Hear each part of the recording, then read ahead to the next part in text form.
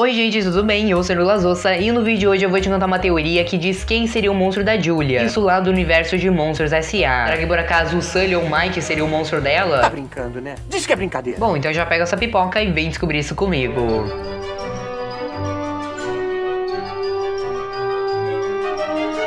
No universo de Monstros S.A., como a gente sabe, basicamente cada criança possui o seu monstro. E esse monstro basicamente vai assustar ela, para que assim a energia do medo seja sugada. A energia do medo, do grito, da alegria, eu nem sei mais o que é. Mas, obviamente, como eu já tô cansado de falar aqui, a teoria da Pixar diz que todos os filmes do estúdio estão conectados. O que, em outras palavras, para o que realmente nos interessa nesse vídeo, basicamente, se essa teoria estiver certa, que eu tenho muita certeza que tá, cada criança dos filmes da Pixar possui um monstro de Monstros S.A. Isso significa que a Riley de Divertidamente possui um monstro, o Andy de Toy Story também tem um monstro, assim como a Julia de Luca. Não sei lá, que soam mais do que devem.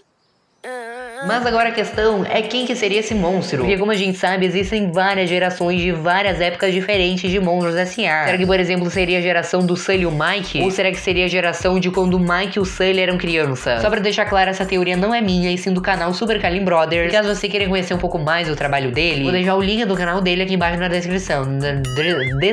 Enfim, se você já ficou interessado nesse vídeo, deixe seu like aí embaixo e bora descobrir quem é o monstro da Julia. Então, basicamente, como eu tinha dito antes, tem essa questão da geração dos monstros. Porque tanto nos dois filmes da franquia como na série de Monstros no Trabalho, é nos apresentado ao todo 4 gerações diferentes. Eu tô ficando confuso. Então a gente tem a geração de quando o Sully e o Mike eram crianças, a gente vê quando o Mike criança vai visitar a fábrica, a gente tem a geração de quando o Mike e o Sully eram estudantes, eles vão visitar a fábrica no filme, só que dessa vez eles já são adultos, a gente tem a própria geração deles, que é nos mostrada no próprio filme de Monstros S.A. E por último, mas não menos importante, a gente tem a geração que é nos apresentada lá em Monstros no Trabalho. Mas agora a questão é, de tantos monstros que existem, quem que seria o monstro da Julia? E bom, meu amigo, por incrível que pareça, tem sim uma resposta pra isso, que é basicamente a gente analisando a tecnologia das portas. E só pra te explicar melhor, basicamente essa tecnologia das portas, de acordo com a teoria da Pixar, basicamente diz que quando o monstro atravessa essa porta, ele tá viajando no tempo e voltando para o passado. Que te dando um resumo bem breve, basicamente as pessoas, como eu e você, eu espero pelo menos que você seja uma pessoa, depois de tanta poluição que teve na Terra, elas acabaram virando os monstros de Monstros S.A. E daí assim, basicamente a tecnologia das portas foi inventada. Meu Deus, é ceboso. Enfim, eu não vou me estender muito aqui, porque eu já fiz um vídeo inteiro contando essa teoria. Vou deixar esse vídeo aqui embaixo na descrição, caso você queira assistir ele depois. Mas é depois, tá? Não é agora. Mas aí, basicamente, quando os monstros estão atravessando aquela porta, eles estão voltando para o passado na época que eles ainda não tinham virado monstro. Só pra deixar isso daqui muito claro, eles não escolhem o tempo que eles querem viajar. É como que eles conseguissem digitar um tempo específico para eles viajarem. Eu sei que essa coisa de viagem no tempo é muito confusa, mas basicamente acontece o quê? Se o mundo humano que os monstros estão viajando estiver, por exemplo, no ano de 2000 e os monstros no geral estão no ano de 2005, quando os humanos pularem para o ano de 2001, os monstros vão estar pulando para o ano de 2006. E daí basicamente é assim que a viagem no tempo vai acontecendo durante todo o filme. As duas vão andando juntas sem se separar em nenhum momento. Mas agora a questão é, em que ano que se passa Monstros S.A.? E bom, por incrível que pareça, a gente tem a resposta para isso.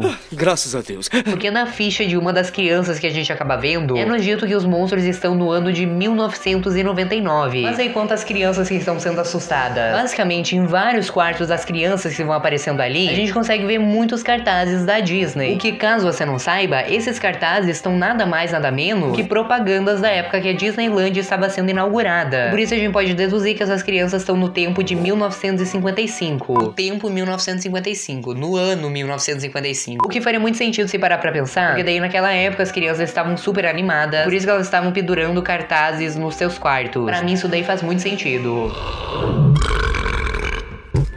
Mas enfim, agora que a gente já tem uma base do tempo, onde basicamente se passa o universo humano e o universo dos monstros, vamos agora ligar Monstros S.A. com Luca. De acordo com o diretor do filme, Luca se passa mais ou menos nos anos 50, especificamente no ano de 1950 a 1960. Ele não especificou um ano certo, mas como a gente também sabe, lá na cidade de Porto Rosso, existem vários cartazes de filmes que estão espalhados pela cidade. E daí agora, se a gente ver quais que são esses filmes que estão em cartazes e analisar a data que eles foram lançados, a gente vai chegar a uma conclusão de que o filme filme mais novo, mais recente comparado aos outros ali da cidade, seria um filme de 1958. Então a gente pode deduzir que Luca se passa em 1958. Você lembra que os anos estão andando juntos? Então, se as crianças lá de 1955, os monstros estão em 1999, agora que Luca passou mais 3 anos, ou seja, agora é 1958, o universo dos monstros também tem que aumentar mais 3 anos. Que daí nos chega na resposta de que Luca se passa em 1958 e o universo de monstros em 2002. O que eu sei, pode estar parecendo confuso, mas eu prometo que eu tô tentando deixar o mais simples possível. Os excluídos têm sempre que se ajudar, né? Mas será que agora, no universo de Monstros S.A., será que por acaso existe alguma idade máxima onde os monstros assustam as crianças? Então, tem uma possível resposta pra isso. Naquela mesma ficha daquela criança, que é a única ficha que a gente conseguiu ver, é nos dito que ela tem 8 anos. Como daí a gente não conseguiu ver a idade das outras crianças que aparecem ali no filme, a gente não consegue deduzir se 8 anos é a idade máxima. Mas como a gente só teve contato com essa criança, a gente vai botar aqui na nossa teoria de que 8 anos é a idade máxima. Ou seja, a partir que uma criança faz 9 anos pra cima, o monstro que costumava assustar ela não pode mais assustar. Talvez porque ela já começou a perder o medo, enfim, alguma coisa assim. Ela não tem mais medo de você.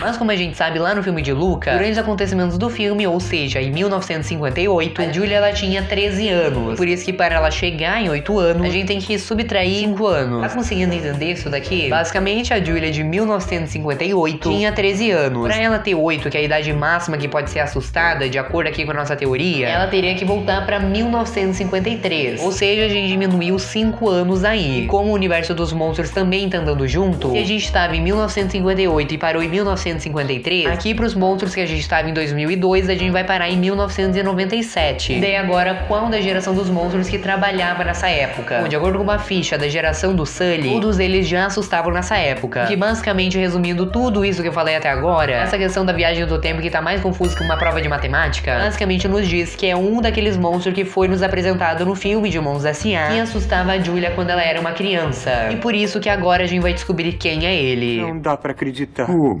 Como a gente sabe, os monstros eles são selecionados de acordo com o medo de uma criança e até mesmo o ambiente em si que ele vai assustar, no caso o quarto da criança. Porque se a gente analisar o quarto da Julia, que é um quarto pequeno e que não tem muito espaço pra se mover, a gente já pode eliminar, por exemplo, o Sully, que é um monstro grande que com certeza não poderia passar por ali. Ainda mais que os monstros eles têm aquela regra, não pode encostar em nenhum objeto humano, por isso que daí tem que ser um monstro menor e mais magro. Até porque se a gente analisar o tamanho do pai da Julia, ela não teria medo do Sully por causa do tamanho dele, né? A gente tem que também ser realista aqui. Mas também como ali na cidade tem toda aquela questão do medo dos monstros marinhos, eu acredito que a Julia com a cidade também tinha medo dessa superstição. E como a gente sabe, no final era uma verdade. Existiam monstros marinhos ali na cidade de Porto Rosso. Você quer levar outra bronca? E por isso que eu acho que o maior medo que a Julia tinha seria o do monstro marinho. Por isso que um daqueles monstros ali da geração do Sully deveria ser mais ou menos parecido com o que o Luca era. E daí por isso, com base em todos esses requisitos pra ser o monstro da Julia, a gente chega na conclusão de que 3 monstros poderiam ser. No caso, esse daí, que seria o Josh, esse outro que seria o Harry, e o próprio Randall, que a gente já tá cansado de saber quem ele é. Basicamente o vilão lá do primeiro filme. E levando em conta que entre esses 3, o Randall seria o mais parecido com o monstro marinho, eu acredito que o Randall seria o monstro da Julia. Tudo isso por causa daqueles requisitos que a gente tinha comentado antes.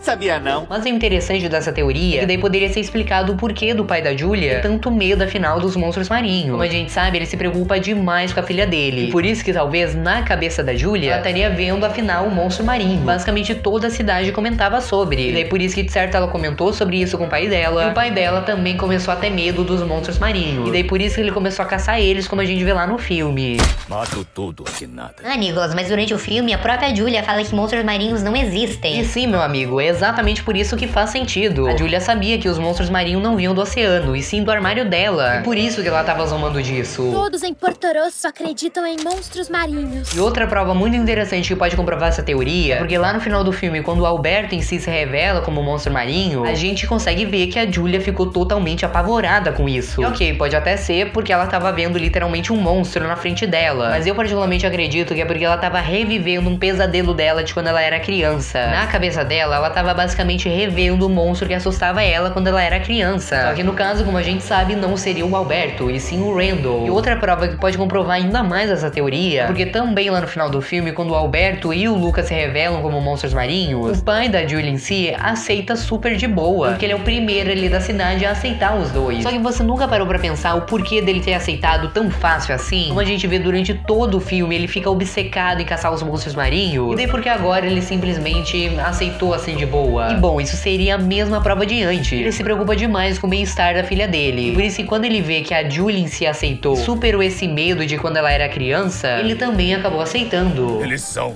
Luca e Alberto. Ah, ok, Nicholas, mas como o Randall poderia ser o monstro da Julia se ele já é o monstro da Boo? Bom, assim, meu amigo, um monstro, ele não assusta apenas uma criança. Ele assusta, assim, várias pelo mundo inteiro. Porque daí, se você estivesse certo, lá no início do filme, que todos os monstros só iriam assustar uma criança. E como a gente vê, todos eles assustaram um monte de crianças, conseguiram um monte de energia do grito. E além do mais, a gente vê o próprio Randall assustando mais de uma criança, tanto a Boo quanto outra. Mas assim, agora você vai ter que me contar. Será que essa teoria faz sentido? Será que o Randall de Monstros S.A. seria realmente o monstro da Julia? Daí você já pode aproveitar para se inscrever aqui no canal e ativar o seu sininho, para que daí assim você não perca mais nenhum vídeo novo que sair aqui no canal, de teoria da Pixar, de Luca, de Monstros S.A., da Disney, tudo que é de bom. Daí caso você tenha ficado meio perdido sobre essa coisa de viagem do tempo, clica nesse vídeo que tá aparecendo aqui no meu lado e eu te explico em detalhes sobre a teoria da Pixar. É muito legal e vale muito a pena. Mas obrigado por passar mais um tempo aqui comigo, até o próximo vídeo e tchau!